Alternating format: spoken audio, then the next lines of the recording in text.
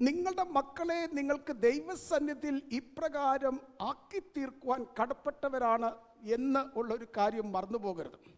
മാമോദീസ വേളയിൽ തലേ തൊടുന്ന മാതാവും പിതാവും കൂടി ഒരു മകനെയോ മകളെ ദൈവത്തിന് പ്രതിഷ്ഠിക്കുമ്പോൾ സത്യപ്രതിജ്ഞ ചെയ്യുന്നത് ഈ മകനെയും മകളെയും ദൈവത്തിൻ്റെ ജീവിതം, സ്വീകാര്യമായിരിക്കുന്ന ജീവിതം നയിക്കുവാൻ തക്കവണ്ണം സഭയുടെ ആചരണങ്ങളെയും വിശ്വാസത്തെയും പഠിച്ചിരിക്കുന്നതായിട്ടുള്ള സന്താനമായിട്ട് വളർത്തിക്കൊണ്ടുവരാം. എത്ര ഭവനങ്ങളിൽ ഇന്ന് അത് നടക്കുന്നുണ്ട് എന്നുള്ളൊരു ചോദ്യചിഹ്നം നിലനിൽക്കുന്നു. വരും കാലങ്ങളിൽ നിങ്ങളുടെ മക്കൾ ഈ സഭയുടെ വിശ്വാസം വിട്ടുപോയിട്ടുണ്ടെങ്കിൽ നിങ്ങൾ അവരുടെ വേരുകളെ ഉറപ്പിക്കാത്തതിൻ്റെ കുറവാണ്. ഞാൻ അവിടെ കുറ്റപ്പെടുത്തത്തുള്ളൂ. അപ്പോൾ അഭിവന്യ ഏലിയാസ് തിരുമേനി പറയുന്നത്, ഇപ്പോൾ നിങ്ങളുടെ മക്കളെ നിങ്ങൾ കരയിച്ചില്ലെങ്കിൽ നിങ്ങൾ ഒരു സമയത്ത് കരയേണ്ടി വരും. അത് അനേക മാതാപിതാക്കളുടേതായിട്ടുള്ള അനുഭവം നമുക്കറിയാം.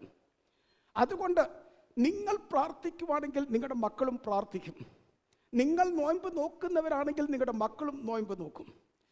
നിങ്ങൾ ഈ സഭയിലെയും ദൈവത്തിന് പ്രതിഷ്ഠിക്കുന്ന ജീവിതം നയിക്കുന്നുണ്ടെങ്കിൽ അവരും അവരുടെ ജീവിതം അപ്രകാരമായിരിക്കും. നിങ്ങളുടെ ജീവിതത്തിൽ പ്രയാസങ്ങളും ബുദ്ധിമുട്ടുകളും വരുമ്പോൾ കണ്ണുനീരോട് കൂടി മുട്ടുകുത്തി പ്രാർത്ഥിക്കുന്നത് നിങ്ങൾ മക്കൾ കണ്ടിട്ടുണ്ടെങ്കിൽ അപ്രകാരം അവരുടെ ജീവിതത്തിലും പ്രയാസങ്ങളും ബുദ്ധിമുട്ടുകളും നിങ്ങൾ ഇല്ലാത്ത സമയത്ത് അവർ മുട്ടുകുത്തി പ്രാർത്ഥിക്കുന്നവരായിത്തീരും. ഇല്ലെങ്കിൽ നിങ്ങൾ വിചാരിക്കുന്നത് പോലെ സൺഡേ സ്കൂളിനും ഈ ഉത്തരവാദിത്വം കൈമാറി പിൽക്കാലത്ത് MGOCSവും OCYവും എന്ന് വേണ്ട അങ്ങനെയൊക്കെ സംഘടനകളിൽ കൂടി എൻ്റെ മകനെയോ മകളെയോ ആക്കി തീർത്താൽ അടിസ്ഥാനം ശരിയാകത്തില്ല. വീടുകളിലാണ് അത് നടക്കുന്നത്.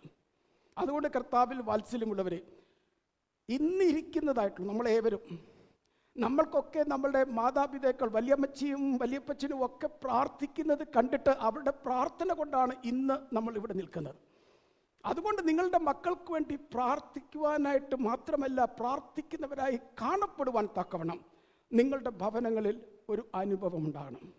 എന്നാൽ മാത്രമേ നിങ്ങൾക്ക് ദൈവം തന്നിരിക്കുന്ന ഈ മക്കൾ ഈ യോഹന്നാൻ സ്നാപകയെ പോലെ അനുഗ്രഹിക്കപ്പെടുകയാണ്. ദൈവസന്നിധിയിലും മനുഷ്യരുടെ മുൻപാകെയും അനുഗ്രഹിക്കപ്പെട്ട മക്കളായി തീരുകയാണ്.